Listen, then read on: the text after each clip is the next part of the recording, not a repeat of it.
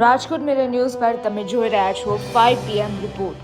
ધૂળેટી પર્વને લઈ racecourse ring road colour થઈ ગયો। યુવા વર્ગે રંગ ઉડાડવામાં કોઈ કડકસર ન કરી। રેસકોર્સ રિંગ રોડ ફરતે ટનબંધ કલરના ઢગલા પથરાઈ ગયા છે। મનપાએ વાહનો સાથે કામદાર ઉતાર્યા।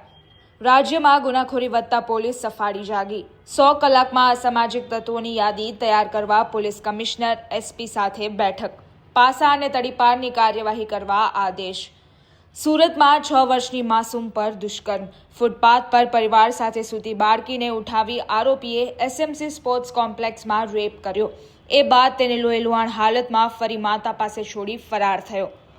અમદાવાદના વસ્ત્રાલમાં જૂની અદાવતમાં અસામાજિક તત્વોએ રોડ રસ્તા બાનમાં લઈ જાહેરમાં આતંક મચાવ્યો હતો, જેને લઈને ગઈકાલ પોલીસે આરોપીઓની ધરપકડ કરી હતી। જે બાદ આજે આતંક મચાવનારાઓના ગેરકાયદે મકાન પર હથોડો ચાલ્યો। પોલીસ કમિશનરની હાજરીમાં ડિમોલિશન કરાયું। વડોદરામાં 8ને ઉડાડનાર આરોપી રક્ષિતને લંગડાતો રસ્સી બાંધીને ઘટના સ્થળે રિકન્સ્ટ્રક્શન માટે લવાયો। લોકોમાં ભારે આક્રોશ। કહ્યું, અમને સોંપી દો, સજા આપીશું। રાજકોટમાં PCBના પેટ્રોલિંગમાં 2 સ્થળોએ મકાનમાંથી વિદેશી દારૂ સાથે 2 ઝડપાયા। 1 ફરાર। ₹78,000ની બોટલો કરાઈ જપ્ત।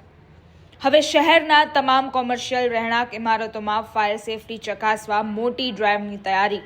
TRP ગેમ ઝોન અગ્નિકાંડ બાદ માત્ર કોમર્શિયલ પ્રોપર્ટી સામે પગલાં લેવાયા હતા, જે બાદ રેસિડન્સ એપાર્ટમેન્ટને પણ હવે નોટિસ અપાશે।